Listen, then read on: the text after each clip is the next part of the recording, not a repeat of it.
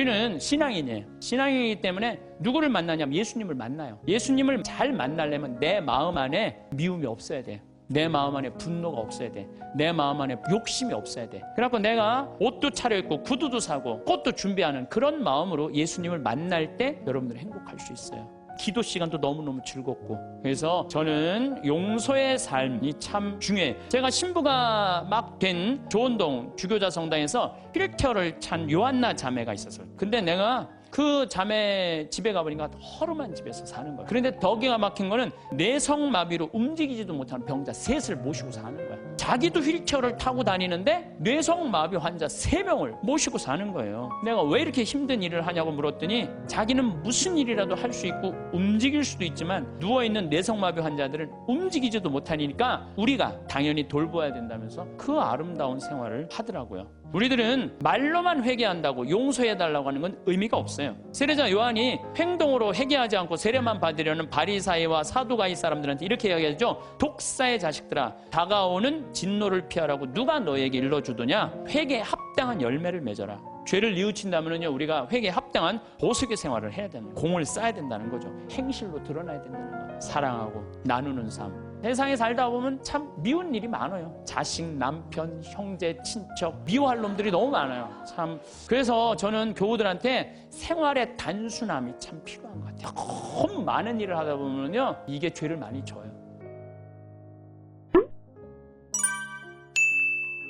우리 인간은 나약하기 때문에 이 세상 살면서 죄를 지을 수밖에 없어요. 그런데 죄는 나로부터 시작되는 죄가 있어요. 게으름, 시기심, 그 다음에 또 욕심, 그리고 잘못된 판단. 그런데 이런 미움, 이런 것들은 다 나로부터 나오는 죄인데 바깥으로부터 오는 죄가 있어요. 내가 욕먹을 때 여러분들 화 나요, 안 나요? 멀쩡한데 욕먹을 때 화가 참 많이 나는 것 같아요. 우리 인생 살아가면서 욕 안 먹을 수 있는 사람 있을까요? 내가 정말 좋은 일에, 내가 하느님 일에, 하느님 일하면 일할수록 욕 더 많이 먹어요. 저는 욕 먹을 것 같아요, 안 먹을 것 같아요? 많이 먹어요. 아니 뭐 하다못해 대통령은 욕 먹어요, 안 먹어요? 욕 먹어요. 우리가 인생 살아가면서 누가 나 욕할 때 막 분노할 필요 없어요. 왜냐하면 인간이라는 것 자체가, 생겨먹은 것 자체가 그렇게 평화롭게 살기가 쉽지가 않아요. 제일 좋은 거는 산속에 들어가서 혼자 살면 욕 안 먹죠. 제일 좋은 방법은 그거예요. 사실 저는 지금 여기 산속에서 사는 거나 거의 마찬가지예요. 그래서 저는 사실은 본당 신부님들보다 훨씬 나아요. 본당 신부는 그냥 교우들하고 하면서 욕을 얼마나 많이 먹겠어요. 진짜 많이 먹을 거예요. 본당 신부님들은 아무리 잘해도, 잘하는 것도 어떨 때 보면 때로는 욕먹는 거리가 돼요. 근데 본당 신부님들은 또 이렇게 있다 보면은 좋은 사람도 있지만 마음에 안 드는 사람도 있잖아요. 마음에 안 드는, 싫든 좋든 자기 5년 동안 임기 동안 마음에 안 드는 사람 봐야 되잖아요. 얼마나 또 괴로운 일이에요. 근데 나는 여러분들이 아무리 마음에 안 들어도 여러분들 오늘 왔다가 오늘 가. 이게 얼마나 행복한지 몰라요. 얼마나 행복한지 몰라요. 어쨌든 마음에 안 들어도 가, 오늘. 그리고 뭐 길어야 2박 3일 정도 있다가 가시는 거잖아요. 그래서 저는 개인적으로 참 마리아처럼 좋은 몫을 택한 것 같아요. 사실 본당 시민이 참 힘든 것 같아요. 그리고 적어도 여기 생태마을을 이 멀리 강원도까지 오신 분들은 적어도 여기 오고 싶은 의지가 있는 분들이 오는 거 아니에요. 오기 싫으면 안 올 거 아니야, 안 올 거. 그러니까 적어도 오고 싶은 의지가 있는 분들이 오기 때문에 나를 바라보는 눈이 하트야. 그러니까 나는 행복한 거죠. 근데 인간이 살면서 욕 안 먹을 수가 없어요. 욕하면 또 예수님 생각 안 할 수가 없어요. 욕 제일 많이 먹은 분이 예수님이에요, 예수님. 예수님 참 욕 많이 드셨어요. 예수님은 모두에게 사랑받았을 거라고 생각하면 여러분들 오해입니다. 수많은 사람이 예수님에게 돌을 집어 던지려고 했어요. 또 마귀랑 친구라고 비난까지 했어요. 여러분들 대놓고 넌 마귀 새끼야 이렇게 말하면 여러분들 기분 좋을 것 같아요, 안 좋을 것 같아요? 듣는 말 중에 가장 기분 나쁜 말이 바로 그런 말이에요. 근데 예수님은 마귀라는 그런 욕까지 들으셨고 마지막에는 예루살렘에 모인 사람들이 어떻게 했냐면 죽이자, 죽이자, 죽어라. 저는 그 장면을 상상을 해봐요. 내가 여기 지금 한 200여 분 있는데 여러분들이 하트였다가 갑자기 마음이 돌변해갖고 죽어라, 죽어라 막 그러면은요 아마 미칠지도 몰라요. 근데 예수님 딱 그 상황에 접하신 분이 예수님이에요. 예수님은 하늘나라 선포하시면서 모두에게 환영받지는 않으셨어요. 여기 계신 분들 가운데 내가 봉사활동 하는데 이 욕을 먹어가면서까지 봉사활동 해야 하나? 봉사일 때려치고 싶은 분들 계실 거예요. 일하다 보면 욕하는 소리 들리잖아요. 이런 욕을 먹고 내가 이거 성당 일을 해야 돼? 내가 레조 단장 해야 돼? 내가 성가대 해야 돼? 연령회 해야 돼? 성모 해야 돼? 아니 내가 차라리 때려치고 속 편하게 내 집에서 그냥 텔레비나 보고 그냥 놀러나 다니고 하지. 내가 왜 이 욕을 먹어? 그런 생각하시는 분들 계실 거예요. 예수님 좋은 일 하면서 욕 참 많이 드셨어요. 마르코복음 3장 1절부터 6절을 보면은 안식일에 손이 오그라든 사람을 펴줘요. 당시 이스라엘에서는 몸이 아픈 사람들은 다 병으로 취급을 했어요. 병으로. 그러니까 죄로. 그러니까 해당의 정 가운데 있을 수가 없어요. 근데 예수님 정 가운데 나오라고 그래요. 손이 오그라든 사람 펴줘요. 얼마나 좋은 일을 하신 거예요. 안식일이든 뭐든 손 오그라든 사람 펴준 거 얼마나 좋은 일을 한 거예요. 그런데 사람들은 예수님의 이 얘기를 듣고 바리사이들은 나가서 곧바로 헤로데 당원들과 더불어 예수님을 어떻게 없앨까 모의를 하였다. 예수님 착한 일하고도 칭찬받지 않고 제거의 대상이 돼요. 착한 일하고도 욕먹고 심지어 죽이려고 덤비는 사람들도 있었죠. 성당 다니면서 정말 남 미워한 적도 없고 불쌍한 사람, 어려운 사람 도와주면서 성당 일만 했는데 욕먹으면 기분 나쁘죠. 마음 안에 뭐가 있냐면 분노가 일어나고 미움이 일어나요. 내가 정말 착하게 살았는데 나 욕하는 사람이 있으면 아무리 착한 사람이라도 뭐가 일어나요? 분노가 일어나죠. 내가 아주 영적으로 아주 좋아하는 선배 신부님이 계세요. 굉장히 오래전 얘기, 한 10년도 더 된 일인데 수원 빈센트 병원에서 뭐 만날 일이 있어갖고 그러다 제가 무슨 일을 하느냐 좀 늦게 나갔어요. 내가 이제 그분 30분 약속을 어긴 거죠. 그분이 막 주차하는 경비 아저씨가 우리 형님 신부님 멱살을 쥐고 막 흔드는 거예요. 사복을 입고 있었어요. 그래서 내가 지금 당신 뭐 하는 거냐고, 이 사람이 뭐 차를 어쩌고저쩌고, 이 사람이 뭐냐고, 교구의 국장 신부님인데 그랬더니 그냥 이분이 그 손을 놓더니 신부님이었느냐고, 너무너무 죄송하다고 막 얼굴이 하얘져갖고 그러더라고.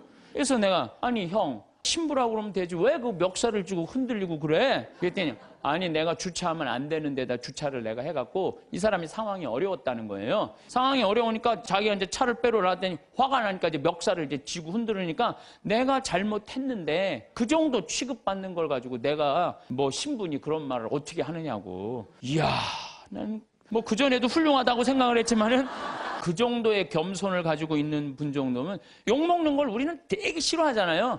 근데 내가 잘못했으면은 어떻게 해야 된다? 욕 먹어야 된다.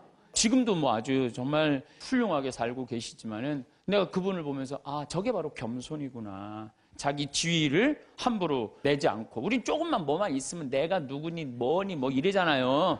마르코복음 14장 65절을 보면 예수님이 사형이 결정되자 어떤 자들은 예수님께 침을 뱉고 그분의 얼굴을 가른 다음 주먹을 치면서 알아맞혀 보아라 하면서 놀려대기 시작했다. 여러분들, 사람이요, 내가 이렇게 60 넘으신 할머니들 이렇게 상담할 때요, 그 할머니들이 남편하고 살면서 가장 수치스럽게 여기는 거, 가장 모욕적으로 여기는 게 뭐냐면요, 남편이 때리는 게 아니래요. 남편이 자기 얼굴에 침 뱉는 거래요. 침 뱉는 남자들이 있어요. 정말로 정신 나간 남자들이 있어요. 그거 생각하면 여러분들 신랑 훌륭해 안 훌륭해요? 여러분들한테 침은 안 뱉잖아요. 침은. 얼마 전에도 상담을 하는데 침을 뱉는다는 거예요. 침을. 그래서 내가 왜 사냐고 그래서 왜 사냐고. 자식들 때문에 산다는 거예요. 답답한 거죠. 참 너무너무 불쌍한 거예요. 그래서 내가 그렇게 살지 말라고 내가 그랬어요. 그냥 이혼하라고 그랬어요. 내가. 왜 이혼하라고 그랬냐면은 누웠을 때 죽이고 싶다는 거예요. 누워있을 때 자기 침을 뱉은 그 남편을 칼 있으면 찔러 죽이고 싶다는 거예요. 여러분들, 칼로 찔러 죽이는 게 나아요? 이혼하고 사는 게 나아요? 어느 게 나아요? 근데 예수님은 뭐라고 그래요? 예수님께 침을 뱉고 그분의 얼굴을 가린 다음 주먹으로 치면서 알아맞혀 보아라 하면서 놀려대기 시작했다. 시종들도 예수님의 뺨을 때렸다. 이 욕먹는 걸 넘어서요, 수치감을 겪은 거예요, 예수님. 그런데도 예수님 어떻게 해요? 다 참으시잖아요.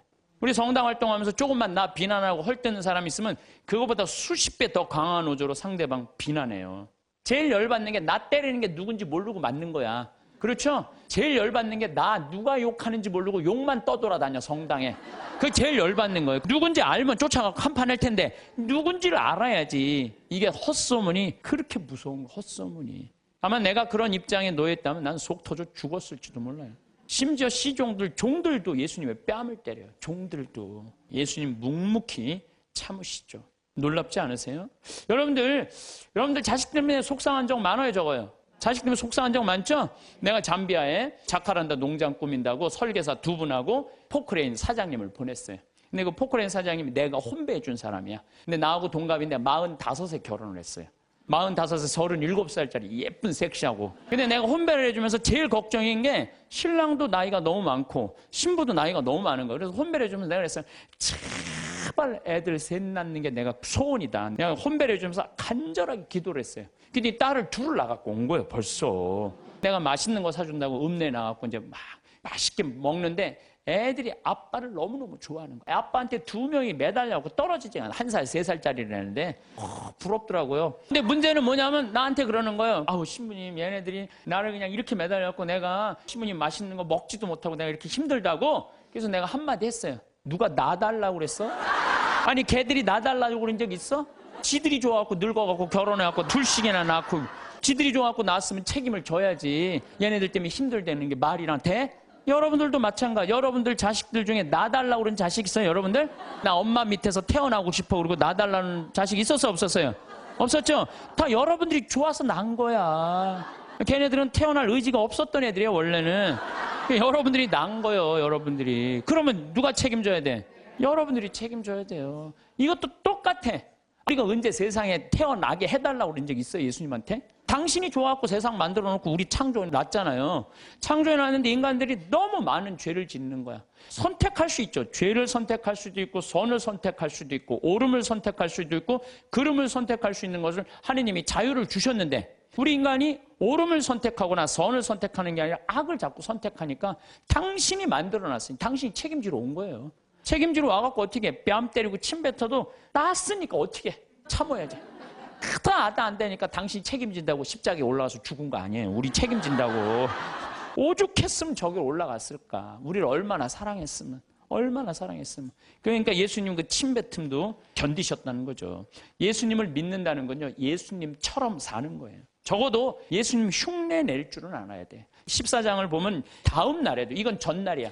목요일날 전날 붙잡혀갖고 그냥 매 맞고 그래. 금요일날 아침에도 모욕을 당하셔. 그전에는 시종가고 종들이 예수님 모욕했는데 다음날 아침에는 군중들이 이렇게 모욕을 해.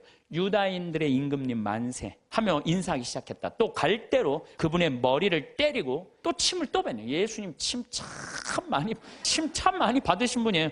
침을 뱉고서는 무릎을 꿇고 예수님께 절하였다. 조롱하는 거죠. 그렇게 예수님을 조롱하고 나서 자주색 옷을 벗기고 그분의 겉옷을 입혔다. 그리고 예수님을 십자가의 못 박으로 끌고 나갔다. 분명 이 군중 가운데는 예수님 일주일 전에 예루살렘에 입성할 때 빨마가지를 흔들고 호산나 호산나 주님의 이름으로 오신 이여 찬미 받으소서 이렇게 환영한 사람도 분명히 있었을 것 그 안에.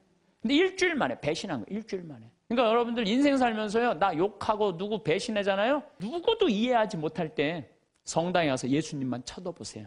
예수님만 보면 예수님 입장하고 내 입장하고 어쩜 이렇게 똑같으냐. 동병상련. 어쩜 이렇게 똑같을까? 그러면은요, 예수님의 그 깊은 성심을, 깊은 마음을 이해하실 수 있습니다. 근데 문제는 우리가 살아가면서 사람한테 너무 의지하다 보면 이런 수치와 모욕, 배신을 겪을 수 있어요.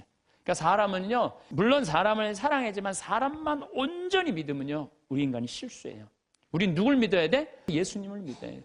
예수님한테 마음을 많이 빼앗기는 사람들은요, 욕 조금 먹는다고 분노하지 않아요. 근데 사람한테 온전히 모든 걸 투신하는 사람은요, 사람들한테 배신을 당하면요, 주체할 수가 없는 거예요. 다 배신해도 배신하지 않을 분이 한 분 계시잖아요. 예수님. 예수님 생각만 하면 우리가 이겨낼 수 있다는 거죠. 나는 이렇게 미움의 원인이라도 제공하지만 예수님은 무슨 미움의 원인을 제공하셨겠어요? 예수님은 대통령이 되려고 하지도 않았고 돈을 벌려고도 안 했어요. 집 한 채 없으셨던 분이에요. 예수님이야말로 집 한 채 없이. 그리고 왕권을 탐하지도 않고 사랑하려고 온 분이야. 사랑하려고. 가난하고 병든 사람들, 외로운 사람들 친구로 오신 분이죠. 그런데도 사람들이 죽어라, 죽어라, 죽여라, 죽여라 이렇게 합창을 했죠. 예수님은 그런 사람들을 상대로 해서 목에 핏대 올리면서 상대하지 않았어요. 그저 묵묵히 견뎌내셨어요. 여러분들, 나한테 험담하는 사람, 나한테 나쁜 소문 내는 사람 어때요? 그런 사람들하고 싸우면 여러분들 어떨 것 같아요? 더 평화로울 것 같아요? 화는 내면 낼수록 해결이 돼요. 일이 더 커져요. 제일 좋은 건 무시하는 거예요. 무시. 그런 사람들. 저도 평화방송에 이제 강의 많이 나가잖아요. 강의도 또 무지하게 텔레비에 많이 내보내더라고. 일주일에 8번이나 그냥 평화방송에 내보내. 그러니까 이제 내 강의를 이제 듣다가 좋아하는 분들도 있지만 내 강의 싫어하는 분도 있어요. 싫어하는 분. 우리 천주교 교우들도 싫어하겠지만 천주교 아닌 사람들도 싫어하는 경우가 있어요.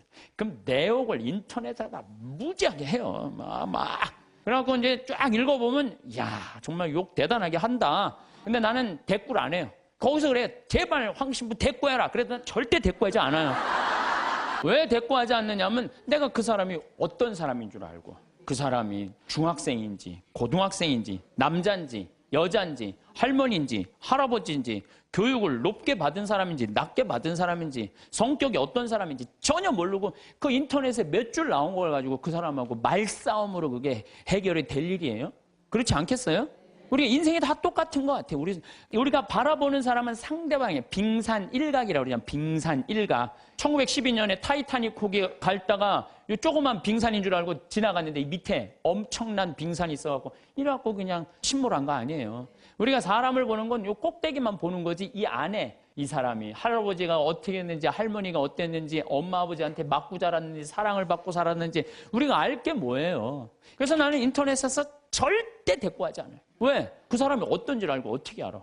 내가 이렇게 눈으로 보고 얼굴을 마주 보면 밤새서라도 얘기할 수 있겠지. 근데 그 사람이 막 내가 욕을 했는데 만났는데 막 2m에 팔뚝이 막 한 대 맞으면 막 갈 것 같아. 그럼 어떻게 해? 그러니까 우리가 쉽게 이렇게 분노하거나 쉽게 상대한테 싸움을 한다는 게 좋은 게 아니에요. 욕은요, 세상 살면서 기본적으로 먹고 산다. 이렇게 생각하면 속 편해요. 왜? 누가 욕 먹고 살았어? 예수님이 욕 먹고 살았으니까. 예수님이 모욕을 당했으니까 우리도 인생 살면서 조금 모욕당하는 거, 욕 먹는 거, 그거를 이겨내려고 그럴 때 인생이 고통스러운 거예요. 저도 이렇게 살아오면서 그런 나쁜 거는 그냥 무시하고 시간이 지나면 다 없어져요. 5년, 10년이 지나보면 다 없어져요. 우리 인간이 참 죄를 짓고 살아요. 게으르고 나약하고 그다음에 시기심 많고 죄를 져. 나 같은 죄인도 용서받을 수 있나요? 여러분들 인생 살아오면서 정말로 누구한테도 얘기하기 부끄러운 죄들이 있으시죠? 저는 많아요. 누구한테도 얘기하기 부끄러운 죄들 참 많아요. 근데 나 같은 죄인이 과연 용서받을 수 있느냐? 요한복음 8장에 보면 간음한 여인 얘기가 나요. 그거를 읽으면요 굉장히 위로가 많이 돼요. 이 여자가 간음을 하다 현장에서 잡혔어요. 2000년 전에 간음하는 거하고 지금 간음하는 거하고 이건 질이 달라요. 지금은 너무 쉬운 일이지만 2000년 전에는요 간음하는 게 쉽지가 않아요. 그 다음에 당시 이스라엘 사람들은 어떻게 했느냐면은 여자들은 다 가리고 눈만 내놨어. 눈만 내놨어. 그러니까 어떻게 생겼는지 뭐 눈만 보고도 간음을 한 거예요. 이 여자 무지하게 예뻤던 여자예요. 그것만 보고도 온몸을 다 가려요. 지금도 이스라엘 사람들이 눈만 이렇게 내놓고 다녀요. 눈만. 사람 왕래도 없는데 간음하다 이 여자가 붙잡힌 거예요. 예수님은 간음에 대해서 단호하셨어요. 만약에 너희들이 우명한 생각으로 여자를 쳐다보면 누나를 빼라고 그랬어요. 나는 참 그 성서가 너무 괴로워요. 난 그 성서에 의하면 내 누나는 한 6,000개는 빼. 6,000개. 하나도 안 남았을 거야 지금. 아무리 갈아 껴도 계속 빼야 돼. 계속. 아마 여기 계신 분들도 눈알 남아있을 사람 별로 없을 것 같은데. 에? 예수님 그렇게 간음에 대해서 단호하셨어요. 간음하면 안 된다. 그런데 간음한 여자가 현장에서 붙잡혔어요. 예수님, 당신 간음하면 눈알 빼라고 그러지 않았느냐? 또 한편으로는 모든 사람을 용서하라고 그러지 않았느냐? 둘 중에 뭘 선택할 것이냐? 예수님이 이 여자 편을 들면은 상당히 이상해지는 거예요. 근데 2000년 전에 예수님께서 간음한 여자 입장에 쓰여요. 그래갖고 너희 중에 죄 없는 사람 먼저 이 여자를 돌로 쳐라. 난 이 여자 입장 이해한다 이거예요. 이거 대단한 일이에요. 이거 보통 용기 아니면 이거 제정신 가지고는 이거 못해요. 보통 용기 가지 않으면은. 근데 예수님은 그 여인을 감쌌던 거예요. 하나둘 떠나가니까 예수님이 너 죄를 묻던 사람이 다 어디 갔느냐? 주님 하나도 없습니다. 다 떠났습니다. 근데 그 다음 말이 더 기가 막혀요. 그들이 네 죄를 묻지 않았다면 나도 네 죄를 묻지 않겠다. 예수님은요 우리를 그만큼 사랑하시는 우리 나약한 인간, 쓰러질 수밖에 없는 인간, 부족한 인간임을 인정하시는 거예요. 그러니까 충분히 우리 인간을 인정하고 이해하고 계신 분이 예수님인 거죠. 여러분들은 그 예수님을 사랑하면요 가슴이 막 설레고 막 기쁘고 끝도 한도 없는 사랑을 갖고 침뱉음을 안 겪나, 십자가에 그냥 올라가서 우리들을 위해서 돌아가시지를 않나. 대단하잖아요. 그러니까 혹시 여기 계신 분들 나 같은 죄인도 용서받을 수 있나? 용서받을 수 있어요. 진심으로 주님께 용서 청하면. 그리고 삶이 변해야죠. 근데 저는 요즘 우리나라 문화에 조금 안타까운 게 뭐냐면은 한 번 잘못하면 죽일 놈이야. 다시는 회복할 수가 없어.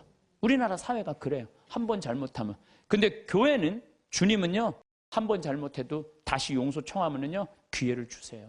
너무너무 좋죠? 여러분들 성당 잘 나온 거예요. 근데 더 기가 막힌 거는 요한복음 4장에 사마리아 여인 얘기. 예수님이 이제 예루살렘에서 성전을 막 둘러엎어요. 성전을 둘러엎고 막 채찍으로 후드려 까요. 그러니까 사람들이 예수님을 죽이려고 그래요. 그러니까 한바탕 하고 이제 예수님 본 활동 문제인 갈릴레아로 가려고 그러는데, 예루살렘에서 갈릴레아로 올라가면은 여기 사마리아 동네가 있어요. 사마리아. 시카르라는 동네가 있어요. 시카르. 근데 유대인들은요, 사마리아 동네를 들어가지 않았어요. 사마리아 동네 들어가면은요, 더럽다고. 그래서 이렇게 요르단강으로 올라가든지 바닷가로 올라가요. 근데 예수님은 돌아가기 귀찮았나 봐요. 그냥 가로질러 그냥 가요. 가다가 정오쯤 우물에 딱 앉아 계셨어요. 근데 우물이라는 공간은 누구의 공간이에요? 남자들의 공간이에요? 여자들의 공간이에요? 여자들의 공간이에요. 그 우물가에는 남자들이 가는 게 아니에요. 근데 이 남자인 예수님 우물가에, 남자하고 여자는 정부는 다 어디서 나냐? 우물가에서 다 나는 거예요. 갑돌이하고 갑순이도 우물가에서 뭐 이렇게 해갖고 엄마 이러지 마세요. 이러다가 다 정부 난 거 아니에요. 그러니까 남자가 하여튼 우물가 간다. 이거 별로 좋은 게 아니에요. 사마리아에다가 시카르라는 동네에 남자가 우물가에 앉아, 이거 아주 장면이 안 좋은 거예요. 근데 정오에 여자 하나가 물동이를 잃고 물을 탁 뚫어 나와요. 이 여자도 문제가 많은 여자예요. 왜? 이 사마리아라는 게 굉장히 더워요. 덥기 때문에 낮에 물 뚫어 나오는 여자는 없어요.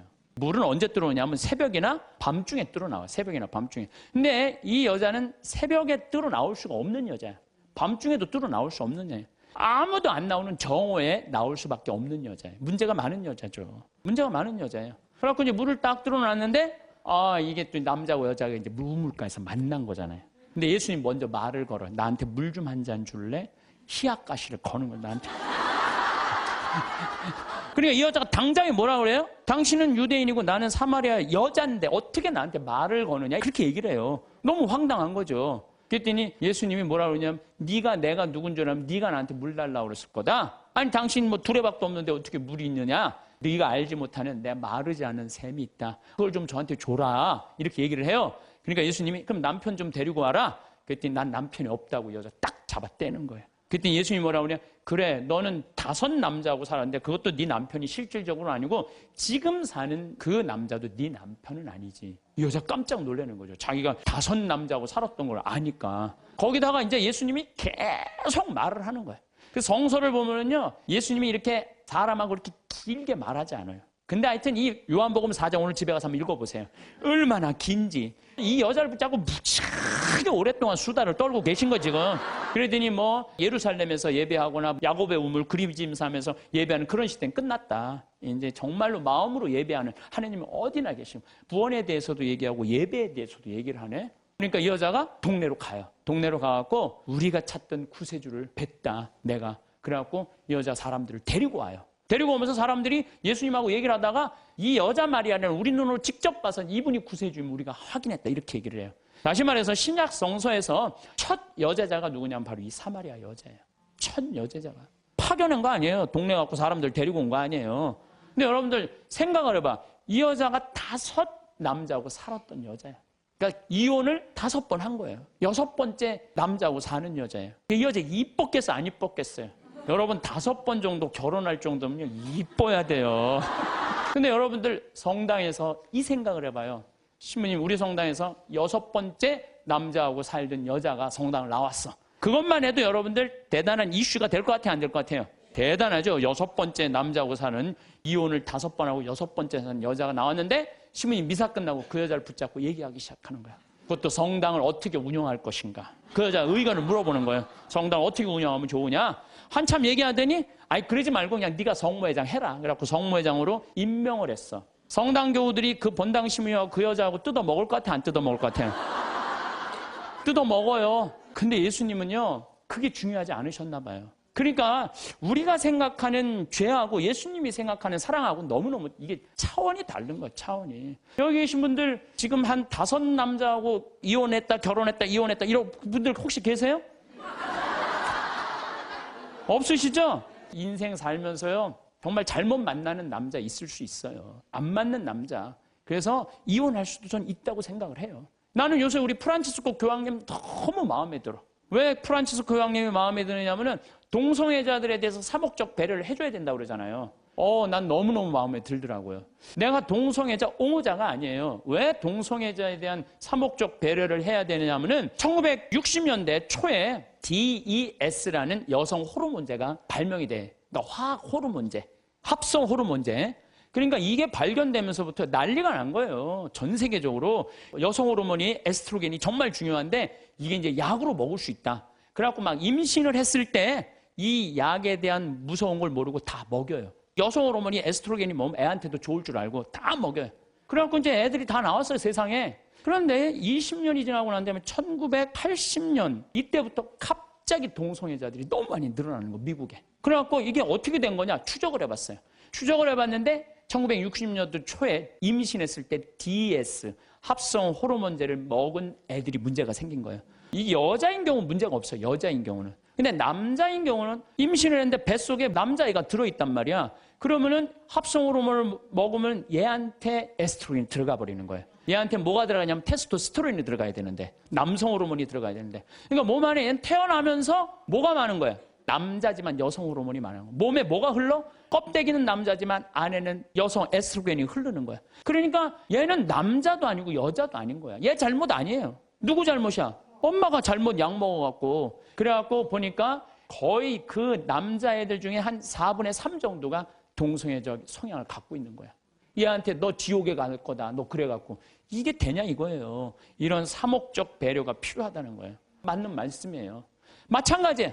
우리가 이혼한 사람 성당 못 나오게 하잖아요. 아니에요. 저는 그렇게 생각하죠. 이혼할 수 있어요. 사목적 배려로 그들도 빨리 구제해줘야 돼요. 어떤 방법으로든.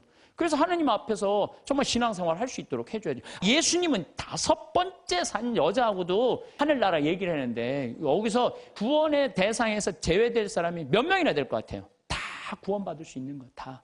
저는 이렇게 이 요한복음 4장을 묵상하면서 우리 예수님께서 우리 인간을 얼마나 사랑하는지 그 깊이를 헤아릴 수가 없어. 너무나 많은 사랑을 갖고 계신 분이야. 나 같은 사람이 과연 성당 일을 할 수 있을까? 나 같은 사람이 과연 주님의 일을 할 수 있을까? 내가 이런 위선자가 아닐까? 아니에요.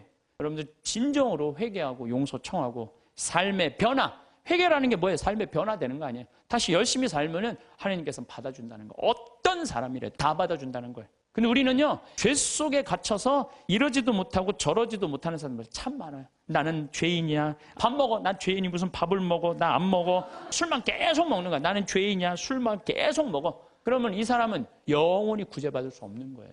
예수님은 어떤 죄도 다 용서해 준다. 어떤 죄도. 성령을 모독하는 죄만 빼고는 다 용서해 줘요. 성령을 모독하는 죄가 뭐예요? 제가 신학교 때 너무 미운 사람이 있었어요. 그래서 은퇴한 신부님한테 계속 고해성사를 나 그 사람이 너무 밉습니다. 또 한 달 지나고 그 사람이 너무 밉습니다. 또 지나고 이제 신부님이 나를 아니까 한 7번째 고해를 하는데 신부님이 딱 그러더라고요. 박사님, 하느님의 사랑을 믿습니까? 안 믿습니까? 그러더라고요.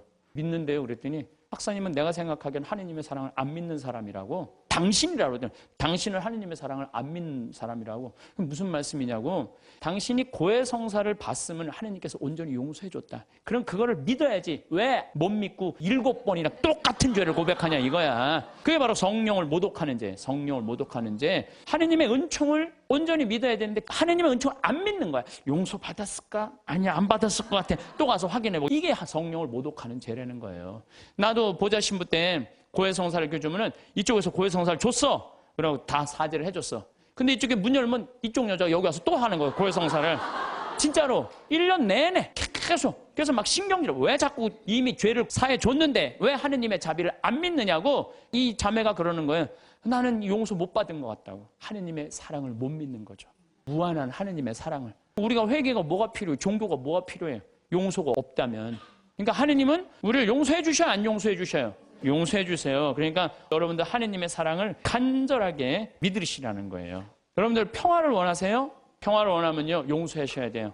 저는 예수님께서 계속 사랑해라, 용서해라, 사랑해라, 용서해라 그러다가 결정적으로 마지막에 평화를 주노라 그래요. 이게 언제 평화를 주느냐 하면은 예수님 침뱉음 다 당하고 때리고 뺨 맞고 십자가 못 박혀서 다 죽었어. 죽고 난 다음에 3일 만에 부활하세요. 3일 만에 부활했을 때 예수님이 제자들을 처음 만나요. 3일 만에. 제자들은 어떤 상태? 스승 배신하고 다 도망간 상태 아니야. 도망가고 배신하고 스승은 죽었다고 생각했을 때 마음이 지극히 불안했어. 3년을 따라다니던 스승을 배신했단 말이야. 예수님이 3일 만에 부활하셔서 첫 인사가 니네들 왜 나 배신했어? 내가 죽었다 살아난다는 건 니네들 안 믿었어? 이렇게 얘기하지 않아요. 평화를 비노라. 평화를 주노라. 평화는요, 여러분들 언제 찾아오는 거냐면 그 모든 폭풍이 다 지나가고 누릴 수 있는 게 평화예요. 평화. 제가 요즘 참 많은 평화를 많이 누려요. 저도 인생을 살면서 질곡, 폭풍, 별걸 다 겪었죠. 근데 요즘은요, 그 모든 걸 떠나서 마음이 정말 평화로운 거예요. 여기 마당에 아침에 탁 이렇게 강 내려가는 걸 보고 앉았으면요, 그렇게 행복해요.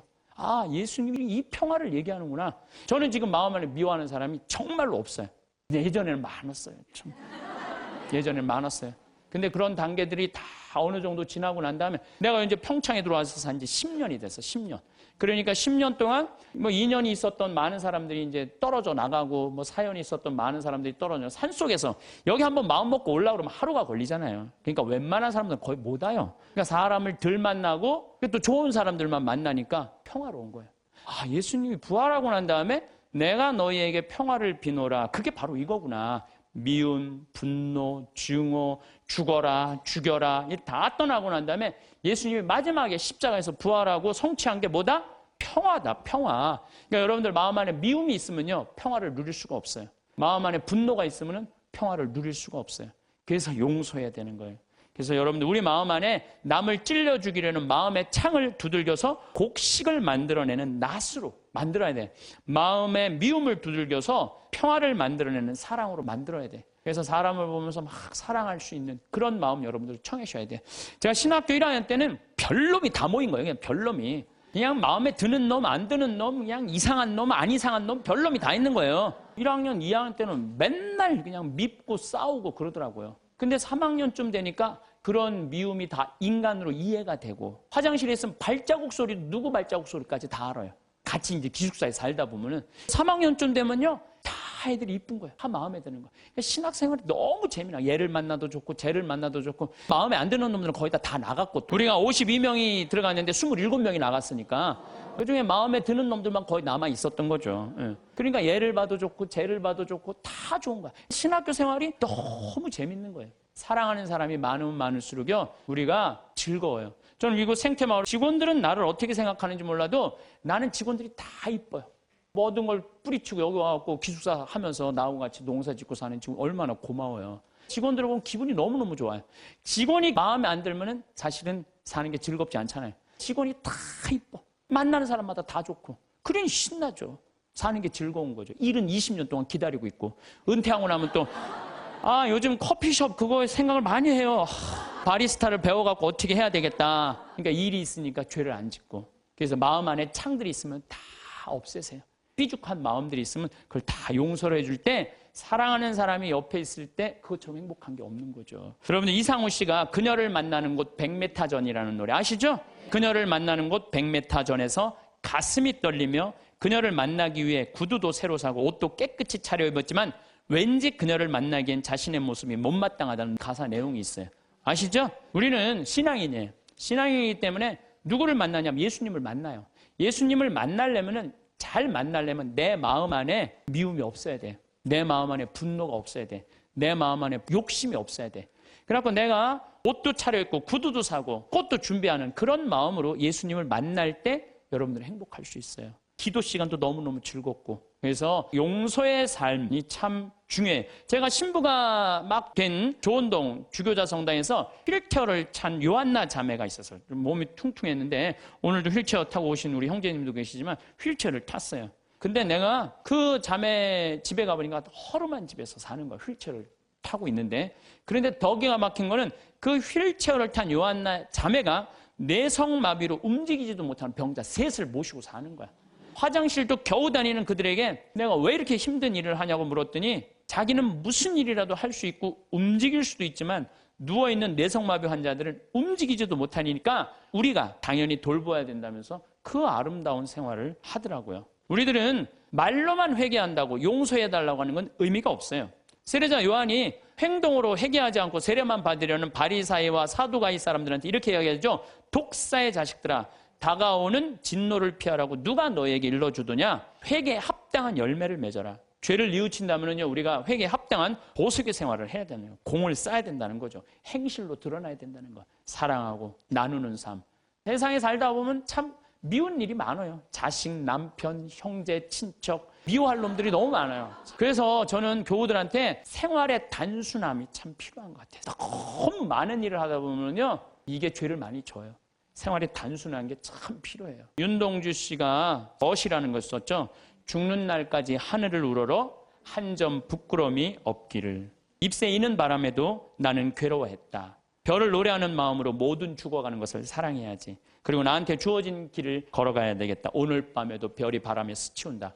참 내용이 좋은 것 같아. 죽는 날까지 하늘을 우러러 한 점 부끄러움이 없기를. 이런 마음으로 살아가야 돼요. 근데 뭐 나는 그냥 하늘을 우러러 부끄러운 일 천지인데 어쨌든 마음만은 그래야 된다는 거죠.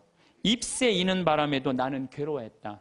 양심의 소리, 주님께서 우리에게 들려주는 양심의 소리를 들어야 된다는 거죠. 별을 노래하는 마음으로 모든 죽어가는 것을 사랑해야지. 이 시는 거꾸로 들으면 돼요. 별을 노래하는 마음으로 모든 살아있는 것을 사랑해야지 하고 똑같은 것 같아요. 제가 별 참 좋아하는 소년이잖아요. 이 세상에 태어난 건 축복이에요, 축복. 근데 그냥 행복한 마음으로 그 별을 바라야 그냥 미움 때문에 땅바닥만 쳐다보면요, 그 별을 못 봐요. 근데 요즘 현대인들은요, 하늘을 볼 생각을 안 해요. 그리고 나한테 주어진 길을 걸어가야겠다. 오늘 밤에도 별이 바람에 스치운다. 좋죠? 영광이 성부와 성자와 성령께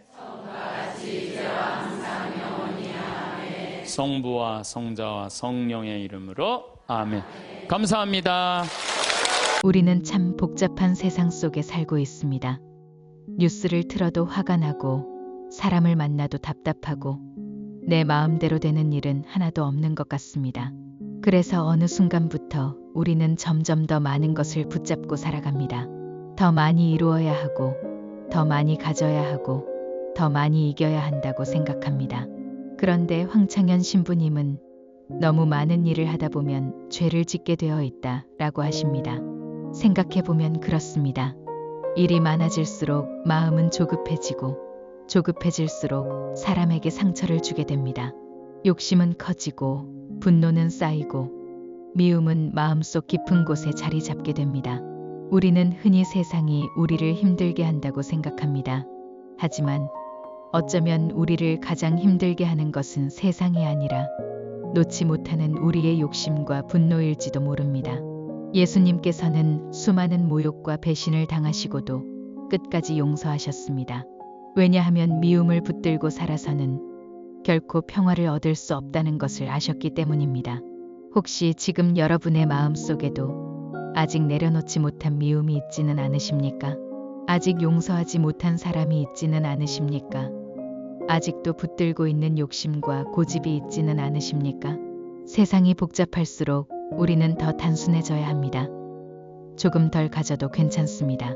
조금 덜 이겨도 괜찮습니다. 조금 늦게 가도 괜찮습니다. 대신 미움을 내려놓고, 분노를 내려놓고, 욕심을 내려놓으십시오.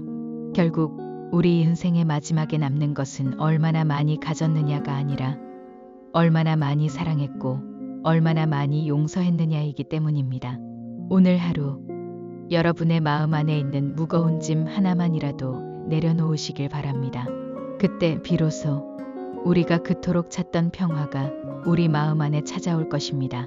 감사합니다. 하늘에 계신 우리 아버지, 아버지의 이름이 거룩히 빛나시며 아버지의 나라가 오시며 아버지의 뜻이 하늘에서와 같이 땅에서도 이루어지소서. 오늘 저희에게 일용할 양식을 주시고 저희에게 잘못한 일을 저희가 용서하오니 저희 죄를 용서하시고 저희를 유혹에 빠지지 않게 하시고 악에서 구하소서. 아멘.